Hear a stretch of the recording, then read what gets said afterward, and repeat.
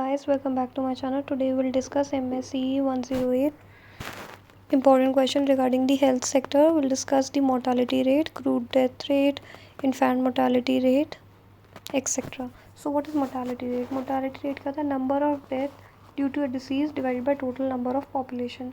Crude death rate क्या होता है?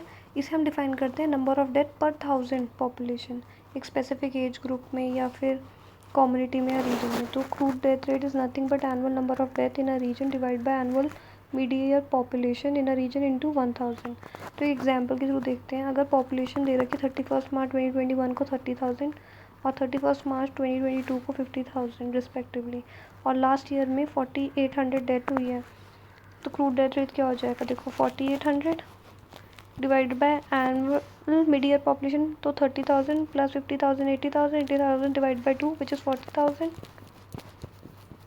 इंटू 1000. राइट नाउ ये देखो 3 जीरो से ये 3 जीरोस गए, ये सिंगल से ये सिंगल गया, 4 के टेबल पे गया, 4 1 सा 2 सा 0 सा.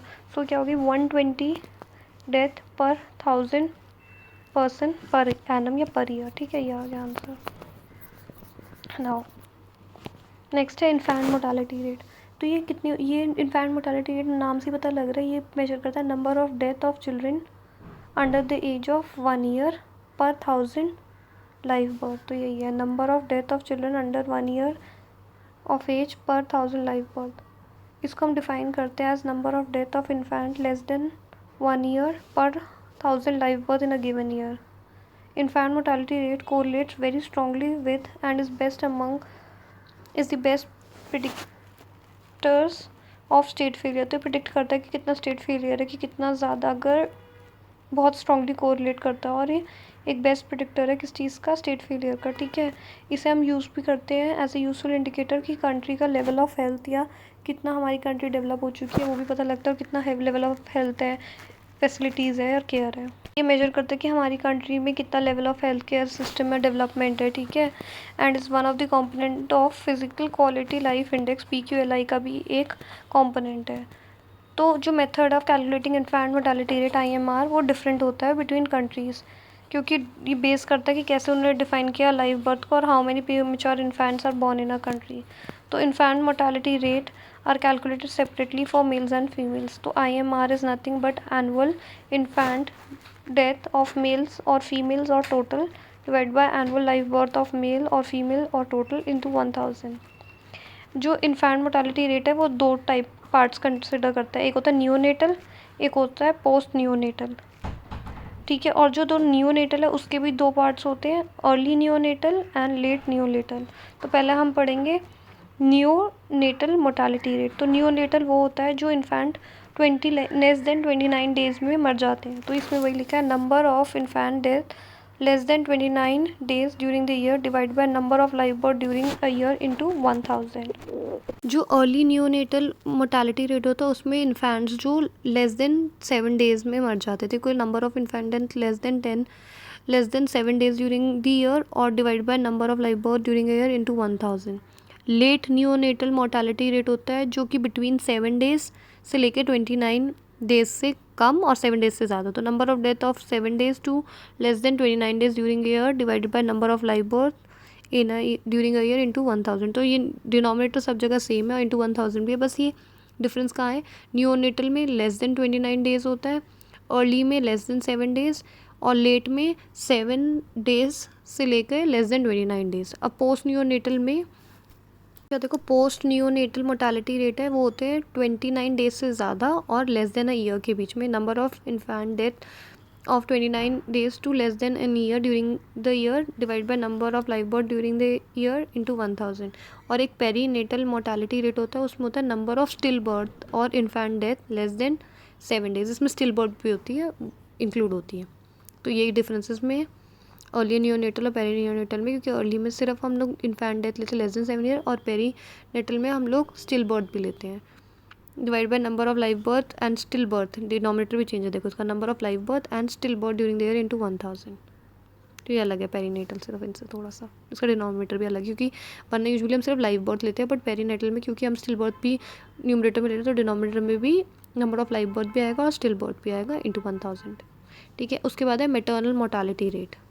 तो मैटरनल मोर्टालिटी रेट क्या मेजर करता है? Annual number of female death पर 1 lakh live birth for any cause related to और एग्रीवेटेड बाय प्रेगनेंसी और its management excluding accidental or incidental cause. So maternal mortality rate is nothing but total number of death caused within 42 days of delivery among female population age 15 to 49 in the given period, ठीक है, divided by total number of live birth occurring in a given period in a community into 1000. But ये जो हम major करते हैं annual number होता है पर 1 लाख लाइव बर्थ, ये याद रखना. प्रोपोर्शनल मोर्टालिटी रेट या स्पेसिफिक डेथ रेट, ये ज़्यादा इतने इम्पॉर्टेंट नहीं है बट स्टिल मैं बता देती हूँ. ये होती है नंबर ऑफ डेथ जो एक स्पेसिफिक कॉज से होती है, ठीक है ना, स्पेसिफिक पीरियड पर 1000 डेथ फ्रॉम ऑल कॉजेस. तो ये बेसिकली मेजर करता है कि नंबर ऑफ डेथ जो एक पर्टिकुलर कॉज की वजह से हुई है divided by median population into 1000, और ये फ्रॉम जो ऑल कॉजेज़ होते हैं, ठीक है. तो हम इसमें से स्पेसिफिक कॉज निकालते हैं, ठीक है, जो बाकी सारी डेथ हुई है उस सेम पीरियड में जो बाकी रीज़न से हुई है, बट हमें स्पेसिफिकली वो रीज़न देखना होता है इसमें, ठीक है. तो इसमें हम लोग स्पेसिफिक रीज़न ढूंढते हैं कि स्पेसिफिक कॉज की वजह से कौन सी डेथ हुई है और कौन से स्पेसिफिक पीरियड में पर 1000 डेथ जो किस में हुई है, किसी भी रीज़न से हुई हो, कोई भी रीज़न हो, ऑल कॉजेज़, ठीक है, कोई भी कॉजेज़ और रीज़न हो और उसी सेम पीरियड में, ठीक है. तो इसका देखो, इसमें हम लोग क्या करते हैं, कॉज स्पेसिफिक डेथ रेट में हम क्या निकालते हैं, number of death due to particular cause divide by median population into 1000. The rate could be made specific to sex like gender के अकॉर्डिंग भी कर सकते हैं, male female, by selecting the numerator and denominator for each gender of population. Male और female का अलग अलग भी निकाल सकते हैं. नेक्स्ट है एज स्पेसिफिक डेथ रेट, ये भी इतना इंपॉर्टेंट है बट ठीक है. तो ये जो एज स्पेसिफिक डेथ रेट होता है ये हम लोग कैलकुलेट करते हैं फॉर डेथ एंड पॉपुलेशन जो कि स्पेसिफिक होती है to each group, to each age group अलग हर एज ग्रुप का अलग निकालते हैं फॉर पॉपुलेशन. तो age specific death rate is nothing but n into D X divide by n into P X into 1000. तो वेयर x क्या है, एक एज है जो हमने एज ग्रुप सेट किया, और n क्या है, क्लास इंटरवल है उस एज का कि कितना क्लास इंटरवल है. तो the age cause specific death rates are obtain by selecting death in specific age and cause group of population as numerator. इसमें नोट करना पड़ेगा that sum of cause specific rates over all cause equal to crude death rate. तो हम जब cause specific death rate अगर सारे causes का total सारे कॉजेज़ का ऐड करेंगे तो किसकी इक्वल हो जाएगा, क्रूड डेथ रेट के.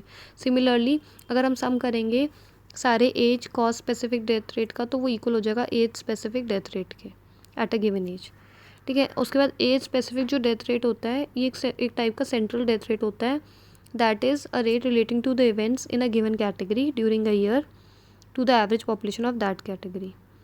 अगर हाई मोर्टालिटी सिचुएशन है तो जो डेथ रेट बाय एजेस होंगी, तो जो एज स्पेसिफिक डेथ रेट था वो यू शेप फॉलो करेगा.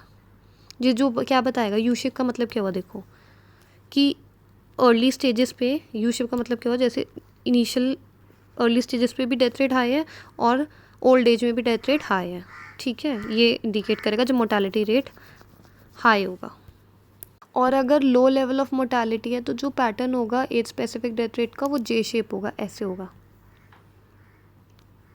जो कि जे शेप्ड, ऐसे समझ लो, जैसे भी समझना, जे शेप्ड होगा इन द सेंस बीइंग कि जे शेप्ड क्या इंडिकेट करेगा कि इनिशियल कंडीशंस पर हाई मोर्टालिटी होगी, वेयर एज वो लो लेवल पर हो जाएगी, we drop to low level after hazards of early life and extends over lower period, और फिर वो फाइनली फिर राइज करेगी शार्पली इन ओल्ड एज. तो ये देखो यूँ बनेगा ना, जे ऐसे इनिशियली भी हाई है, देखो ना ये लिखा indicating relative high mortality in very early period of life, फिर वो ड्रॉप कर जाएगी बिल्कुल लो लेवल पर, ठीक है, after hazards of early life. जब अर्ली लाइफ अगर उन्होंने वो पास कर लिया तो उसके बाद वो बहुत लो लेवल पर हो जाएगी और फिर एक्सटेंड करेगी over a long period of time, और फाइनली बहुत हाई राइज हो जाएगी किसमें, ओल्ड एज में. नेक्स्ट है अंडर 5 मोर्टालिटी रेट, जिसे हम चाइल्ड मोर्टालिटी रेट भी रखते हैं, जिसे हम U5MR भी बोलते हैं. तो ये क्या होता है, प्रोबेबिलिटी होती है पर 1000 that a new born baby will die before attaining the age of 5 years. अगर हम इसको सब्जेक्ट करें एज स्पेसिफिक मोर्टालिटी रेट से, ठीक है, if subject to age specific mortality rate of specified year, तो इसे हम रेट एक्सप्रेस करते हैं as a rate of 1000 life birth.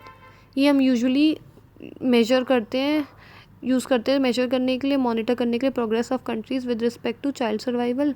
ये ऑल्सो रिलेटेड टू है मिनिमल डेवलपमेंट गोल्स MDG 4 था जो, that is reduce child mortality which as a target of being reduce by 2/3 between 1990 and 2015। So that was all for different kind of mortality rate. हमने सारे discuss कर लिए, mortality rate, crude death rate, then infant mortality rate, उसके अंदर neonatal, post neonatal, late neonatal, वो सारे types discuss कर लिए। उसके बाद हमने एज स्पेसिफिक डेथ रेट भी डिस्कस कर लिया, कॉस्ट स्पेसिफिक डेथ रेट भी डिस्कस किया, अंडर 5 मोर्टेलिटी रेट भी डिस्कस कर लिया। So that was it guys. Do like, share and subscribe my channel, and do comment which next topic you want me to prepare a video for you guys. Do subscribe my channel. Thank you.